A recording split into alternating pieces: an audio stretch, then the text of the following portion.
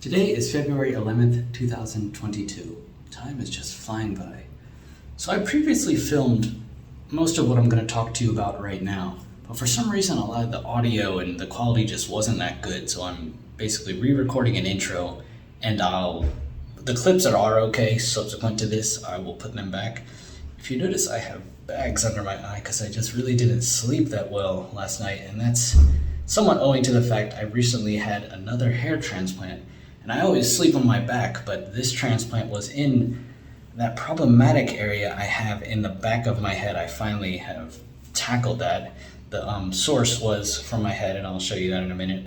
And I also, there was this problematic area in the middle. I talk about that in some of the other clips, but just in this intro, that might be alopecia areata. That might be because that area has poor blood circulation. I'm not sure why, but that area persistently was really problematic.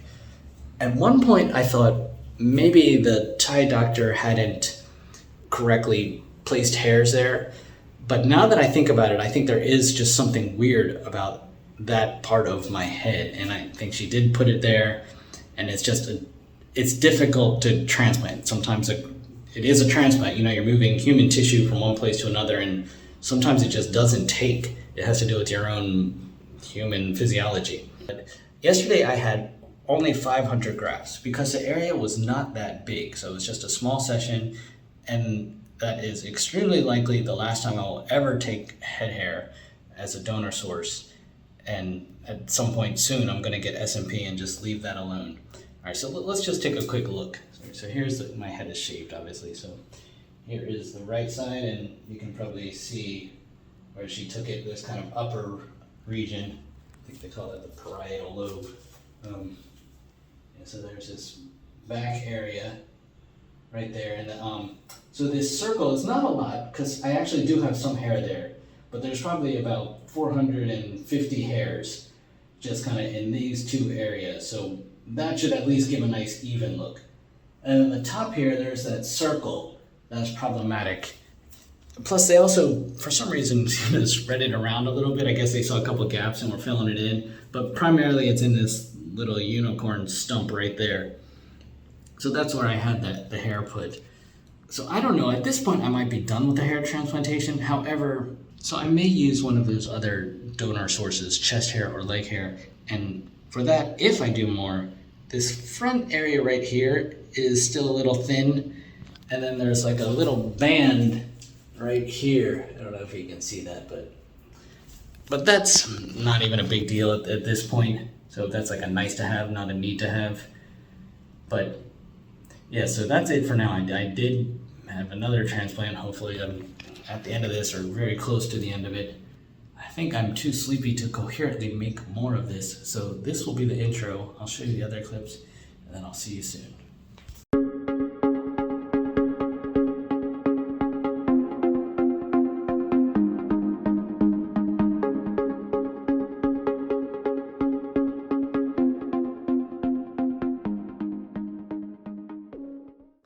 Staying at the Millennium Hilton in Bangkok, I have a view of the Chao Phraya River there.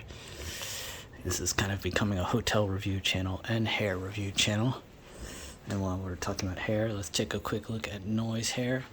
It seemed to have more like luster and shininess to it. Yeah, right she's definitely growing the hair right there, in the front. You see that? Right there. It seemed a tiny bit just healthier. Not exactly sure what to say. As far as me, I'm growing my hair out a little bit. I think this is kind of catching up with it. There's definitely still a gap, but it's starting to fill in. And look at this, I don't know, you can still see me. There's this really nice view of the Chao Phraya River there. I'm going to walk out there in a minute. Yeah, I think this is starting to catch up, but for some reason this hair is just significantly thicker, so it's still a contrast. At some point I have to fix that one way or another, maybe SMP. So we'll take a quick look here. There's the back here. Side view. Go over the top here. Look at this Chao Phraya. There's a mall right there, Icon Siam, right on the Chao Phraya River. other famous river is a Mekong and River Kwai, but this is Chao Phraya River. In the icon Siam Mall, if you don't know, Siam is the original name for Thailand, and this is a very traditional place. You can eat different foods. Let me show you. They have many of the traditional foods. This is called yen tofu. It's a kind of a pink dish that's noise. Maybe I'll walk around in a minute. A little old-style food court here. It's pretty fun. Yeah, I don't come to this part of Bangkok very often, but always interesting how diverse and how many things are going on in Thailand and just in Bangkok. Quite an amazing world-class city. Here I am on a 360 rooftop view of the hotel. Getting the Chao Phraya River down there. I think we can all agree my hair looks quite good in this lighting. Only just match the reality. Even here you can see a couple of weak spots, but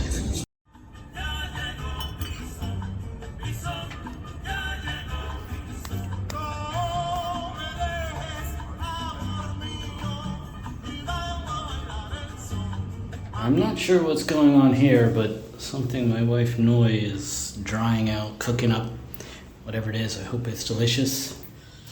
Today is February 1st, 2022.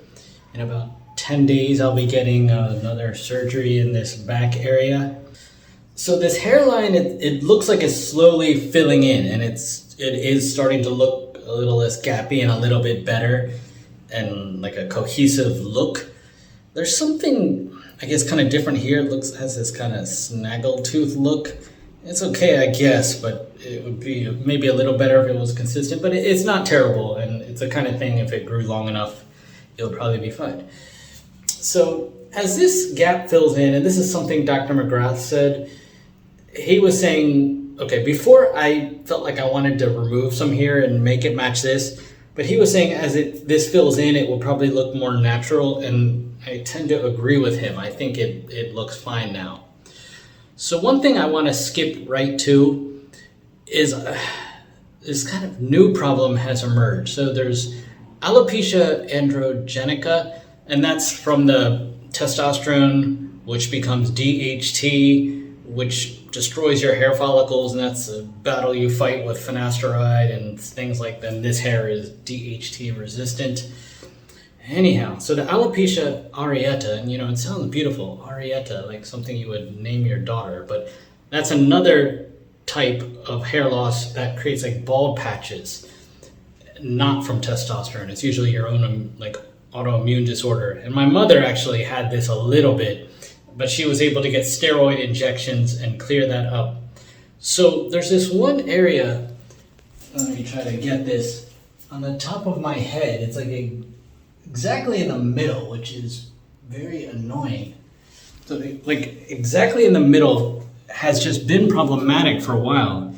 And I thought before that the doctor in Thailand had missed that, but now I don't think so. First of all, there was some hair there. And then Dr. McGrath put hair around that. He didn't put a lot there, maybe at most 20 grafts in that particular area, maybe even less, just to kind of fill that in. But now it's become like this bald patch, which I just don't think is testosterone related. I don't know if there's scar tissue or it's the alopecia areata, but it's very frustrating. I keep trying to fill that one patch in, and then it really wants to be bald. In the end, I could just get SMP. I guess I could do a comb over. It's not ideal. So I might get the doctor to put some beard hair there. Just try to hit it one more time. I just have low expectations that's gonna do anything, but at least it's worth a try. So that's a frustrating thing. This is hair loss journey. You have to have a sense of humor about it. All right, with that said, let's take a quick look. So here is my right side. I think looking pretty good. Here is my left side. Again, that's filled in nicely. I think it looks less awkward. Let's take a look at this back here.